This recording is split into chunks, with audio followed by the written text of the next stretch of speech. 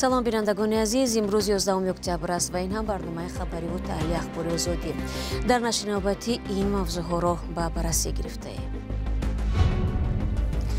дар ҳоле ки боздоштҳои таҳқиромез ва ихроҷи муҳоҷирон аз Русия ҷараён дорад, раҳбарони рус дар душанбе аз меҳмоннавозии тоҷикон хушҳоланд. мехоҳам барои даъватнома ибрози сипос намоям. мисли ҳамеша меҳмоннавозии хеле олӣ ба ҳайати Русия эҳсос мешавад. ҳукумати тоҷикистон лоиҳаи қонуни матбуотро, ки аз ҷониби ҷомеаи шаҳрвандӣ омода шуда буд, напазируфт. ва сафири олмон дар тоҷикистон мегӯяд, аз ин кишвар аксаран паноҳандагоне ихроҷ мешаванд, ки ба ҷиноят ва ё табаҳкорӣ даст заданд. омбудсмен ё ваколатдори ҳуқуқи инсон дар тоҷикистон аз поймолшавии ҳуқуқ ва озодиҳои муҳоҷирони тоҷик дар Русия изҳори нигаронӣ кардааст. Умед Бобозода рӯзи 10 октябр дар номае ба ҳамтои русаш Татьяна Москалькова навиштааст, кормандони мақомоти ҳифзи ҳуқуқ нисбат ба муҳоҷирони меҳнатӣ аз усулҳои мамнӯи муомила аз қабили дағалӣ, латтукуб ва таҳқир истифода мекунанд. Умед Бобозода гуфтааст, аксар вақт шаҳрвандони Тоҷикистон ҳангоми даромадан ба Русия рӯзҳои зиёд бе шароити дурусти нигаҳдорӣ ва ғизо дар марз нигоҳ дошта мешаванд. Вай бидуни тавзеҳи афзуд дар байни ин афрод намояндагони ҳайатҳои расмӣ, донишҷӯён, пиронсолон, занон ва кӯдакон низ ҳастанд. Дар айни замон дирӯз президенти Тоҷикистон дар Душанбе бо Валентина Матвиенко, раиси шӯрои Федератсияи маҷлиси болоии парламенти Русия суҳбат кард. روسیه باور دارد که تاجیکستان میتواند کفیل نظم و ثبات در منطقه آسیای مرکزی باشد. این اظهارات را ولنتینا ماتویینکو، رئیس شورای فدراسیای روسیه، روز جمعه در شهر دوشنبه ضمن کنفرانس بین پارلمانی بخشیده به 30مین سالگرد قبول کنستیتوسیای تاجیکستان بیان کرد. روز پیش از آن پرزیدنت تاجیکستان امامعلی رحمان ماتویینکو را به حضور پذیرفت. همکاری ما در ساحه تجارت و اقتصاد خیلی خوب است. رابطه‌های فرهنگی و بشری هم رشد خوب دارد و طبیعتاً به شرافت مردان شما رابطه‌های بین پارلمانتی هم ترقی می‌کند. پرزیدنت تاجیکستان تفصیلات دقیق درباره سهم قانونگذاران روسیه در پیشرفت روابط دوجانبه نداد. ولی هفته گذشته وزارت کارهای خارجی تاجیکستان از وکیلان مردمی تاجیک درخواست نموده بود که اثنای ملاقات با وکیلان مردمی روسیه اظهارات بحث برانگیز بعضی از دپوتات‌های روس را در میان گذارند. این درخواست پس از سخنان میخائیل ماتویف، وکیل دومای دولتی روسیه درباره تأسیس مرکز کودکان بالایاقت در تاجیکستان به میان آمد. ماتویف اظهار ناراضگی کرده بود که در کتاب تاریخ مکتب‌های تاجیکستان گویا تبلیغات ضد روسی جای دارد. ماتویینکو در پایان ملاقات از مهمانداری تاجیکان قدردانی کرد. میخواهم برای دعوتنامه ابراز سپاس نمایم. مثل همیشه مهمان‌نوازی خیلی عالی به هیئت روسیه احساس می شود. با وجود این احتمال است که شماری از شهروندان تاجیکستان و کشورهای دیگر آسیای مرکزی که در روسیه کار و زندگی می کنند از چنین مهمان نوازی مقامات روسیه چندان خوشنود نباشند. در این کشور گزارش‌ها درباره بازداشت‌های تحقیرآمیز و اخراج مهاجران زیاد به گوش می‌رسند. کمیته تفتیشاتی روسیه روز 10 اکتبر خبر داد که در یک خوابگاه در مسکو زیاده از 500 مهاجر کاری را بازداشت نموده برای سنجش اسناد به اداره امور داخلی بردند. این بازداشت‌ها در دایره عملیات نیلگال 2024 در منطقه پریموریا نیز ادامه دارند. در این منطقه زیاده از 238 مهاجر اخراج شده، ورودی بیش از 180 شهروند خارجی به روسیه منع گردیده است. والی پریموریا هفته گذشته قرار را امضا کرد که طبق آن از سال آینده مهاجران از حق کار در 40 ساحه اقتصادی محروم خواهند شد. رو می‌آوریم به موضوعهای دیگر. حکومت تاجیکستان لایحه نوی قانون مطبوعات را که از سوی جامعه شهروندی و مجلس نمایندگان تهیه شده بود رد کرده است. مؤلفان گفته بودند که این قانون کامل است که بر پایه تجربه‌های پیشرفته و خلاصه کارشناسانی بین المللی آماده شده است. اما حکومت تاجیکستان این لایحه قانون را کاسته و ناپوره خوانده و رد کرده است. ҳамкорам мулроҷаб юсуфӣ мавзӯъро пайгирӣ намуд ва ҳоло дар студия бо мост. мулроҷаб салом ва лутфан бигӯед ки ҳукумат бо кадом далелҳо тарҳи навро напазируфт? سلام شهلا، درود بینندگان عزیز. در قرار حکومت که 11 اکتبر به دست رادیوی آزادی رسید، مقامات نوشتند با چند سبب این لایحه را قبول ندارند. از جمله اینکه طرح نو مسئله های مهمی کاری رسانه ها را در کشور تنظیم نکرده است و مفهوم های استفاده شده ساده و فهمان نیستند. حکومت خواسته است کاری مطبوعات، رادیو، تلویزیون و آژانسی ها باید به طور جداگانه در قانون تنظیم شود. ایراد دیگر مقامات بر رسانه‌های خارجی در تاجیکستان دخل دارد. در قرار حکومت آمده است هرچند در طرح نو شیوه کاری رسانه‌های خارجی پر حل و فصل گردیده، اما باید به مسئله‌های امنیت دولتی، تمامیت ارضی، فرهنگ و مدنیت ملی دقت مخصوص داده شود. خطاهای زیادی املایی و مطابقت نکردن متن‌های تاجیکی و روسی از سبب‌های دیگری بوده است که حکومت گفته است باید متن قانون اصلاح شود.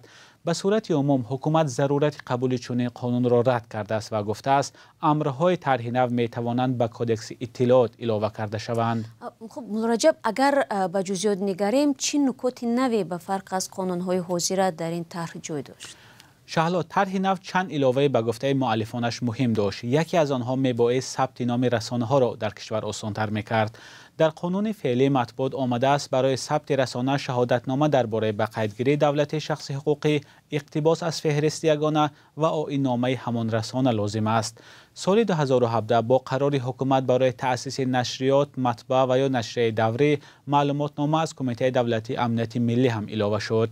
این موضوع نگرانی سازمان‌های بین‌المللی حامی حقوق را به میان آورده بود. با نظرداشت همین نکته، طرح نو پیش بینی کرده است که بجز از 3 حجتی که در قانون مطبوعات پیش بینی شده است، طلب نبودن حجت‌های علاوه‌ای منع است. نکته دیگری نو به اکریدیتاسیون رسانه‌های خارجی مربوط می شود. قانون فعلی آن را به طور عمومی اشاره کرده است، اما طرح نو این روند را مشخص‌تر می کند. بر پایه آن به اساس رد کردن درخواست اکریدیتاسیون خبرنگار منع است و روزنامه‌نگار در این حالت می تواند به دادگاه شکایت کند. بعد سال 2019 وزارت کارهای خارجی تاجیکستان از دادن اکریدیتاسیون یا پروانه کار به چند خبرنگار رادیوی آزادی خودداری کرد. بله، تشکر ملرجب. من با شاهد یادآور می شوم که سازمان‌های بین‌المللی و کشورهای غربی حکومت تاجیکستان را برای محدود کردن آزادی بیان بارها تنقید کردند. در شاخص یا ایندکس امساله آزادی بیان که آن را گزارشگران بدون مرز روزی 3 می امسال نشر کرد، تاجیکستان 2 زینه پایین رفت و در مقام 155 جای و در شمار کشورهای سرکوبگر قرار گرفت.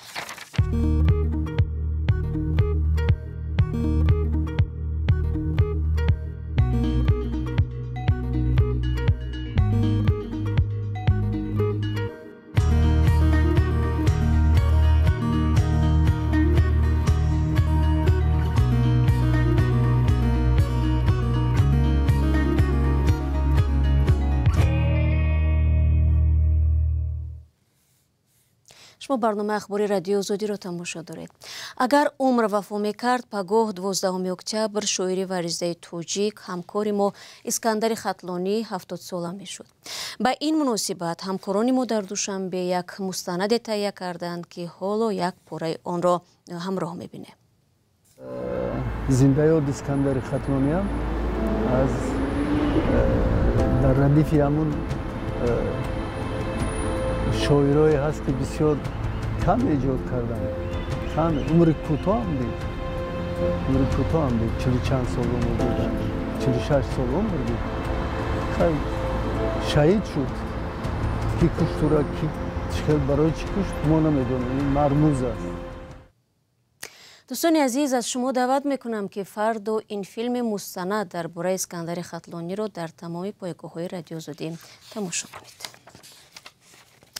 آلمان یکی از کشورهای اروپایی می باشد که بیش از 30 سال باز با تاجیکستان همکاری های دیپلماتی دارد. در طول این سالها بین دو کشور ده‌ها سند همکاری به امضا رسیده است. دوام چند سال اخیر ده‌ها شهروند تاجیکستان که در کشور بیشتر با موقع‌گیری های سیاسی خود تعقیب می شدند به دولت های اروپایی از جمله آلمان پناه بردند. خبر استرداد چند نفر آنها هم رسانه‌ای شده بود. در یک مصاحبه اختصاصی با رادیو آزادی سفیر آلمان در تاجیکستان درباره همکاری‌های دو کشور و هم که اینکه حضور مخالفان حکومت تاجیکستان در آلمان به رشد همکاری‌ها چه تاثیر می‌رساند پاسخ داد. اما سوال اولی همکارمان علیشیر ظریفی این بود که شماره تاجیکان داوطلب پناهندگی در آلمان چقدر است؟ Also ich kenne die Zahl, dass weit über 30.000 Tadschiken in Deutschland. من می‌دانم که زیاده از 30,000 تاجیکان در آلمان استقامت دارند. اما شماره آنهایی که پناهجو هستند نمی‌دانم و این سیاست حکومت فدرالی هم هست که این شماره را رسانه‌ای نسازد. تشکر. جناب سفیر، آیا حضور مخالفین حکومت تاجیکستان در قلمرو آلمان با همکاری‌ها میان تاجیکستان و آلمان تاثیر داشته و دارد؟ Es ist ja so, dass in den Medien der falsche Eindruck erweckt. مسئله این گونه است که در رسانه‌ها این چیز همیشه نادرست انعکاس می‌یابد که گویا در آلمان تنها مخالفین به سر میبرند. در آلمان طبیبان، کارگران، صنعتکاران و آنهایی که نیز خود را مخالف می‌تراشند و محض آنها در جامعه در مد نظرند. زیرا آنها آزادی بیان و حقوق‌های انسان را در آلمان استفاده می‌کنند. هم برای حکومت فدرالی و هم حکومت تاجیکستان آدمانی که در دولت یکدیگر عمر به سر میبرند بایگری هستند که برای تحکرسی مناسبت‌های دو جانبه آسیب نمی‌رسانند. ولی آیا حضور مخالفان حکومت در قلمرو آلمان مثلا با رشد همکاری‌ها میتونه تاثیر گذارد؟ با نظر داشتی آن که گاهی میبینیم از جانب آلمان یا دیگر کشورهای اروپایی بعضی مخالفین حکومت یا فعالان سیاسی استرداد میشوند. با توجه به این من میخواستم پرسم که آیا حضور آنها در آلمان یگان تاثیر دارد بر رشد همکاری‌ها؟ Es ist so, dass Also ich kann hier nur für Deutschland sprechen. من میتوانم تنها نظر جانب آلمان را در این زمینه بیان نمایم. در آلمان این گونه است آنهایی هم که معیار پناهنده و یا گریزگی را دارند بعضا اخراج کرده میشوند. همکاری ما با مقامات تاجیکستان در زمینه وجود دارد که آنهایی که دست به جنایت‌های وزنین مثل کشتار، تروریسم و غیره میزنند و بر اساس قانون‌های آلمان محکوم میگردند. بازپس فرستاده به مقامات‌های داخلدار سپاریده میشوند. اما چنین عمل زیر نظر کنونسیون حقوق انسانی اتحادیه اروپا صورت میگیرد. دیگر ما با تاجیکستان در مسئله مبارزه با تروریسم همکاری داریم. این چنین در این زمینه لایحه خوبی که تشکیلات جایزه آن را راه اندازی میکند که برای مانع اکستریمیست شدن آدمان در اینجا میباشد. ما با حکومت تاجیکستان همکاری خوب داریم. Verhindern soll, dass Menschen hier zu Extremisten werden. Also wir arbeiten gut mit der tadschikischen Regierung zusammen und beide Seiten haben Augenmaß. بینندگان عزیز، مصاحبه سفیر آلمان در شکل پره به همین زودی ها در وبسایت رادیو زودی و همین کانال آزادی ویدیو یوتیوب نشر می شود. و یک خبر دیگر هم داریم. در ترکیه با اصلاح برنامه تعلیمی تاریخ برای خوانندگان مکتب‌های میانه عباره آسیای مرکزی را به ترکستانی وضع کردند. رسانه‌های ترکیه روز 9 اکتبر نوشتند که مسئول تغییرات وزارت معارف ملی کشور است. تشبسکاران آسیای مرکزی را از قبیل اصطلاح‌های بی‌مورد و نادرست نامیدند. آسیای مرکزی از 5 کشور قزاقستان، قرقیزستان، تاجیکستان، ترکمنستان و ازبکستان عبارت می باشد.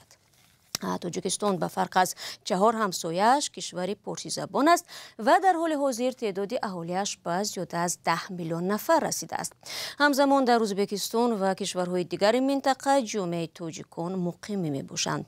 ترکستان یک جمهوری مختار و تابع روسیه از سال 1918 تا 1924 وجود داشت.